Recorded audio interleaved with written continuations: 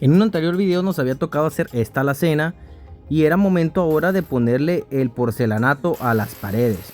Este piso porcelanato es de un formato de 60 por 60. Nuestro cliente nos pidió que las piezas que estuvieran en buen estado las dejáramos, pero este piso con el pasar del tiempo sufrió un desgaste en el color, entonces buscamos algo que se le pareciera.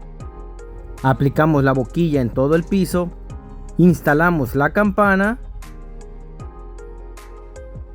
y listo, así fue como quedó esta cocina con el revestimiento.